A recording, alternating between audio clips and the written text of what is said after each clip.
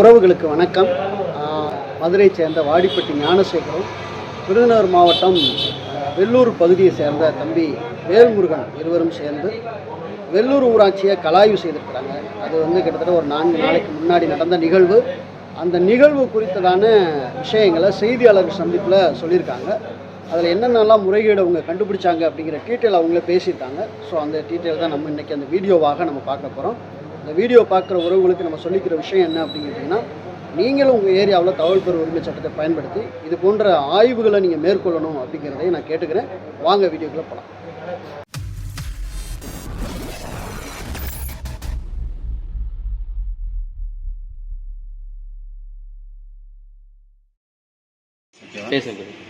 வணக்கம், என்னோட பேர் சமூக ஆர்வலர் ஞானசேகரன். நான் மதுரை மாவட்டம் வாடிப்பட்டி பகுதியிலேருந்து வர்றேன்.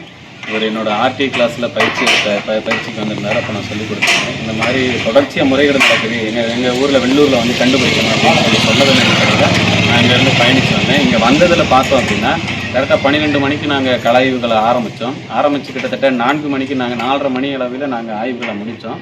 1 மணி நேரத்துக்கு 5 ரூபா தான் அப்படின்ற முதல் 1 மணி நேரம் இலவசம், மீதம் இருக்க ஒவ்வொரு மணி நேரத்துக்கும் 5 ரூபா கட்ட வேண்டும் அப்படின்னு சொல்லி தகவல் உரிமை சட்டத்தில் ஆணையை பிறப்பிச்சிருக்காங்க.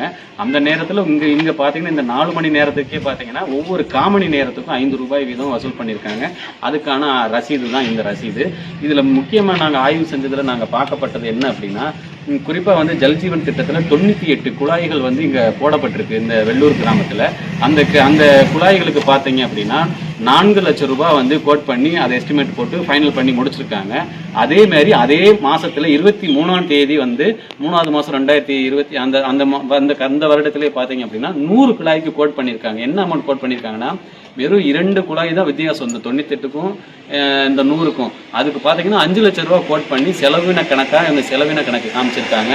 அதே மாதிரி இங்கே பைப் லைன் பண்ணது, இந்த ஜல்ஜீவன் திட்டத்தில் மோட்டார் வாங்கப்பட்டது அப்படின்னு சொல்லிட்டு அதில் என்ன முறைகேடு அப்படின்னு பார்த்தீங்கன்னா, ஒரே ஃபோட்டோ, அதாவது 2 பகுதியில் போர்வெல் அமைச்சது மாதிரியாக போட்டுட்டு ஃபோட்டோ ஒரே ஃபோட்டோவை இங்கே பதிவு பண்ணியிருக்காங்க.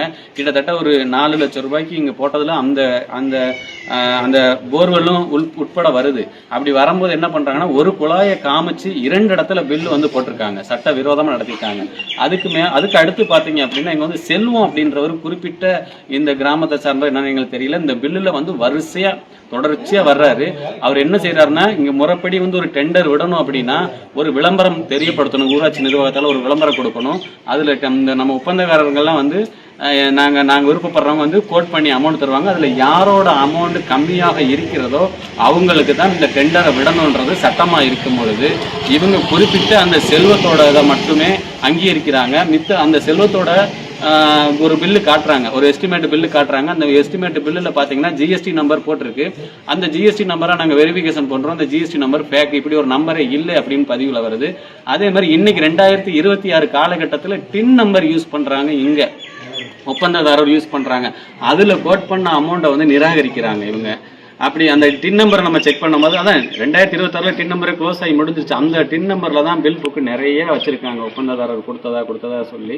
இந்த மாதிரி சட்ட விரோதமாக மக்களோட வரி பணத்துக்களை ஏமாற்றி இந்த மாதிரியான கொள்ளையடிக்கிற கூட்டமாக இந்த வெள்ளூர் ஊராட்சி கிராமம் இருக்குது. இது நாங்கள் முழுவதும் ஆய்வு பண்ணிட்டோம். இந்த டாக்குமெண்ட்டெல்லாம் நாங்கள் கேட்டிருக்கோம். முழுவதும் டாக்குமெண்ட்டை நாங்கள் கொடுக்க சொல்லியிருக்கோம். அது கொடுக்கும் விதத்தில் நாங்கள் முழுவதும் ஆவணத்துடன் உங்களுக்கு நான் ஒப்படைக்கிறதா இருக்கிறோம். இந்த குறிப்பாக புஷி ஆனந்த் இப்போ ஊரக வளர்ச்சித்துறை கையில் அந்த அமைச்சராக இருக்காரு. தொடர்ந்து கிராமங்கள் பூராமே, தமிழ்நாடு ஃபுல்லாக இருக்க கிராமங்கள் பூரா இந்த மாதிரியான முறைகேடுகள் தான் நடந்துகிட்டு இருக்கு. வெளிப்படைத்தன்மை கிடையாது.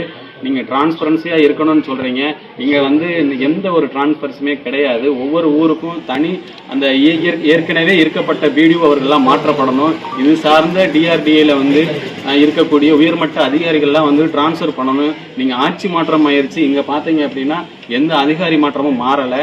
அதனால ஒரு புதிய அரசு உருவானதுக்கு புதிய அதிகாரிகள் இடமாற்றங்கள் பண்ணும் பொழுது கொஞ்சமாவது ஊழலை தடுக்கப்படலாம். இந்த வெள்ளூர் கிராமத்தை நீங்கள் குறிப்பாக ஆய்வு நீங்களே விஜிலன்ஸ் டிபார்ட்மெண்ட்லேருந்து ஆய்வு பண்ணும் பொழுது இங்கே இருக்க அரசு அலுவலர்கள் அனைவரும் கண்டிப்பாக அவங்க தண்டனை வாங்கி தரணும் அப்படிங்கிறது எங்களோட சமூக ஆர்வலர் மற்றும் ஆட்சி ஆர்வலர் நண்பர்கள் எங்களை எல்லாத்தையும் கைட் பண்ணி என்ன நடக்குதுன்ற சொல்லியிருக்காங்க. மேலும் எங்களுக்கு உதவியாக வந்த காவல்துறை நண்பர்களுக்கும் எங்களோட நன்றியினை தெரிவித்துக் கொள்கிறோம். சந்தோஷம் சார்.